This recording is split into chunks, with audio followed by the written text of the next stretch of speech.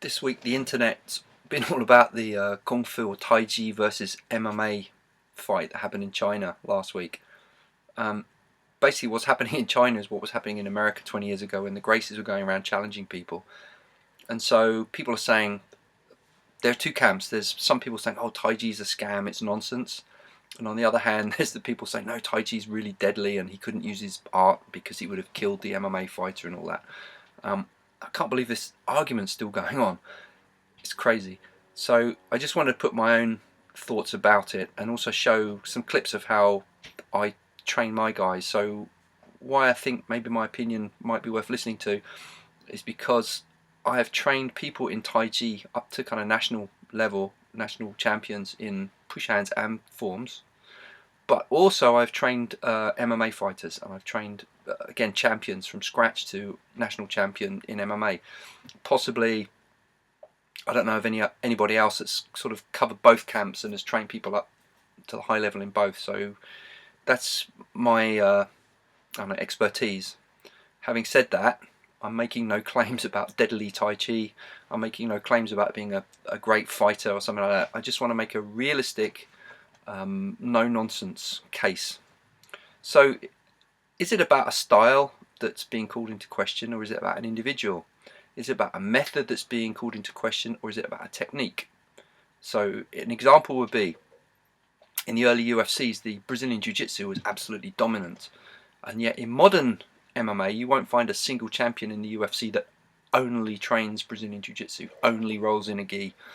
You won't see it. Modern MMA guys will have trained some kind of standing grappling, some kind of striking, and some kind of ground fighting. Does that mean BJJ doesn't work in MMA? Of course not. What it means is the techniques, certain techniques of the style have been shown to work. Same thing for boxing, same thing for wrestling. Some Olympic wrestling moves simply wouldn't make sense from MMA, giving up your back, etc. Some boxing moves wouldn't make sense from MMA because you get kneed in the face, and so on and so forth. So each style has certain techniques which are practical for real fighting. The real question is, are you training it in a functional way? So Tai Chi, what about Tai Chi? You looking at the slow forms and people saying, well, what's that got to do with fighting? And honestly, if someone's claiming that come and learn some super secret slow form and do some special breathing exercise and you'll be able to fight an MMA guy, if anyone's saying that, I would say yes, it's a scam. Stay away from it. It's nonsense. It gives Chinese martial arts a bad name. But Tai Chi is very functional in different ways depending on what you want. A lot of people are not practicing for fighting. They want to do the movements for their posture, for their balance, for their relaxation, for their meditation. And absolutely, Tai Chi is really, really good for that. So what about for fighting? Well, my contention is every single movement in the Tai Chi form has a fighting application. And even if you're not training for fighting, it's good to know the application so you can understand the intent, how you use your mind, how you use your body, how they work together. However, if you want to be a fighter, you need to train functional training methods. That means some kind of non-cooperative practice, some kind of sparring. So I'm going to give an example. And this movement I'm going to show you is purely because this was a movement I was teaching this week in Tai Chi. So I can take any movement from the Tai Chi form. So I'm just going to first of all show you me performing a Tai Chi movement as I would teach it to, say, a Tai Chi class of people that weren't interested in fighting. So let's take a look at that first.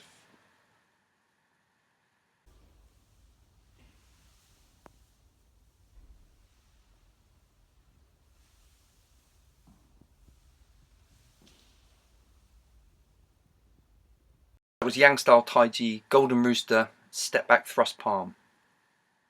So a lot of people could get a lot of benefit from that exercise. There's a lot of core stability.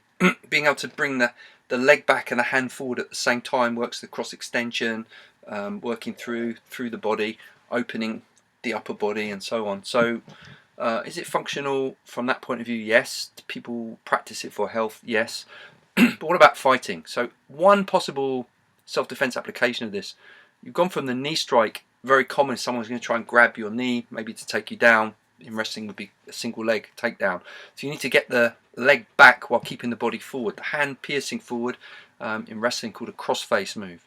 So I taught exactly the same movement to my MMA guys, but it's going to look a little different. Same but different. So have a look at this first. When you go to take down, first one. The other one's where you're doing it in sparring, catches it, someone react. Same movement, solo form, like a shadow boxing, and with a partner. And I don't think it's anything that an MMA guy would look at and say that's ridiculous, that would never work. On the contrary, it's a fairly standard single leg defense that you see used at the highest level of MMA. But that doesn't mean because you've learned the form and you've learned the application, that means you can actually use it. There's a next step is really important, which is the specific drilling. There's many different ways to finish the single leg takedown. There's many different ways to defend it. So the next step will be some kind of free practice. One person's working knees, the other person's trying to catch it, and then you defend the takedown. So that would be the next step. So here's an example of that.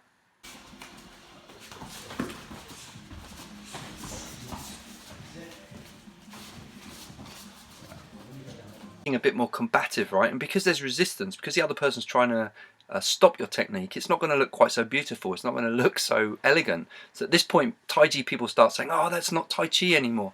And so if you're trying to make the fight look like the form, I think you've missed the point. The form is teaching you a certain feeling, like in this case it's pressing the leg back, pushing the hip forward, driving the hand forward, and then you've got to find how to use that energy within the kind of chaos of the fight. So the next step is the all-important free fighting. If your training does not involve some kind of free sparring, then you're not training for self-defense. And if you're serious about fighting an MMA guy, you better be training with some contact sparring. I'm not saying everyone needs to do that. I'm just saying if you don't, you're going to lose to an MMA guy, just the same as the video, just the same as 1,000 other videos I've seen on YouTube. I don't think I'm saying anything terribly different, except to say Tai Chi is not magic, right? It has benefits other than fighting. Not everyone that does Tai Chi is interested in fighting. Most people that train Tai Chi can't fight. That's the truth. It doesn't mean that the Tai Chi techniques are not useful for fighting. It simply means you have to train them functionally to be able to use it for fighting. If I took some people, train them intensively in the Tai Chi techniques, and then put them into an MMA match, they would do much better than the fellow on the video that got beaten up because he'd obviously never sparred. It didn't mean he was a fake. It didn't mean his Tai Chi was no good. He may have been really good at forms and really good at push hands. However, without some kind of sparring, free fighting practice, you will not be able to use the skills that you learn in your martial art in a real situation. I don't care whether that's Tai Chi, any kind of Kung Fu. I mean, even arts which are shown to work, boxing is very effective, but if you only did like a boxercise class and never sparred, and then you got in the ring with a professional fighter, you wouldn't do very well. So again, it's not to poo-poo Tai Chi, but it's also not to make any silly, unrealistic claims about it. Benefits of Tai Chi for older people: improving the memory, improving the balance, increasing the bone density, very, very good health benefits. For young guys who want to use it for fighting, you need a teacher that can actually show you the proper applications, not fantasy, but the real applications. And yeah, I can show you any move from any Tai Chi form. All of the postures have realistic applications if you know it, and then you have to train it realistically. So using protective equipment, shin pads, gloves, padded walls, padded floor enables us to do more realistic sparring. We should be able to get an even higher level of skill than the old generations, because we've got access to more information, more cross training, better protective equipment. I think there's no excuse not to make our arts functional if that's what you want. If you're claiming to teach fighting and you're not doing some kind of this sort of practice, then yeah, I would say it's a scam, it's cheating people. If you're not claiming to be fighting, no, don't worry about it, it's fine. As long as people are benefiting, they're feeling good, they're moving well, improving their flexibility, then that's great.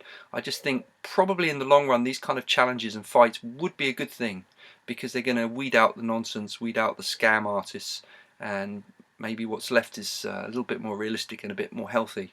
So thanks for listening. Any comments, please put them in the below or on the Facebook group as usual, and I'll see you in class. Thanks.